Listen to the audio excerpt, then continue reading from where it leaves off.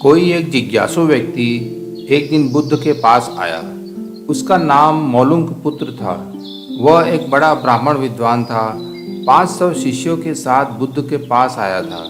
निश्चिंत ही उसके पास बहुत सारे प्रश्न थे। बुद्ध ने उसके चेहरे की तरफ देखा और कहा, मौलुंक पुत्र, एक शर्त है। यदि तुम शर्त पूरी करो, केवल तभी मैं तुम्हारे उत्तर दे सकता हूँ। तुम 1 वर्ष तक प्रतीक्षा करो, ध्यान करो, मौन रहो। जब तुम्हारे भीतर का शोरगुल समाप्त हो जाए, जब तुम्हारे भीतर की बातचीत रुक जाए, तब तुम कुछ भी पूछना और मैं उत्तर दूंगा। यह मैं वचन देता हूँ। मौलुंक पुत्र कुछ चिंतित हुआ। 1 वर्ष केवल मौन रहना, और तब यह व्यक्ति उत्तर देगा, और कौन जाने कि वो उत्तर सही भी है या नहीं। तो हो सकता है 1 वर्ष बिल्कुल ही बेकार हो जाए। इसके उत्तर बिल्कुल व्यर्थ भी हो सकते हैं। क्या करना चाहिए? वह दुविधा में पड़ गया। वह थोड़ा झिझक भी रहा था। ऐसी शर्त मानने में इसमें खतरा था। और तभी बुद्ध का एक दूसरा शिष्य सारीपुत्र जोर से हंसने लगा। वह वहीं पास में ही बैठा था। एकदम खिलखिलाकर हंसने लगा।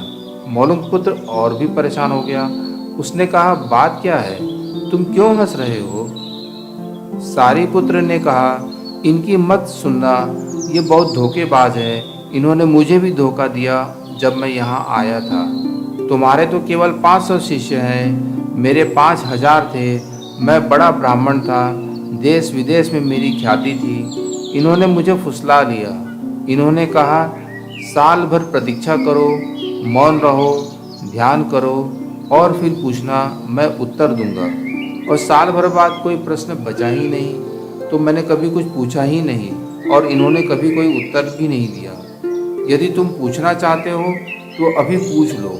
मैं इसी चक्कर में पड़ गया, मुझे इन्होंने इसी तरह धोखा दिया। बुद्ध ने कहा, मैं अपने वचन पर पक्का रहूँगा। यदि तुम पूछते हो तो मैं उत्तर जरूर दूंगा। यदि तुम पूछो ही नहीं तो मैं क्या कर सकता हूँ? 1 वर्ष बीता।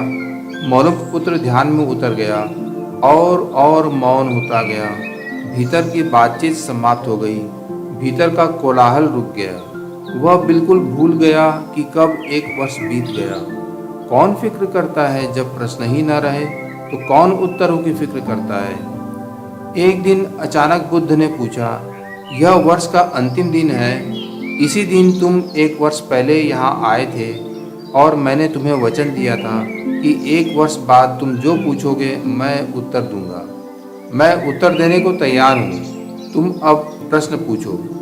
मौलुंक पुत्र हंसने लगा और उसने कहा, आपने मुझे भी धोखा दिया। वह सारीपुत्र ठीक कहता है। अब कोई प्रश्न ही पूछने के लिए नहीं रहा तो मैं क्या पूछूं? मेरे पास पूछने के लिए कुछ भी नहीं है। असल में यदि तुम सत्य नहीं हो तो समस्याएं होती हैं और प्रश्न होते हैं। वे तुम्हारे झूठ से पैदा होते हैं।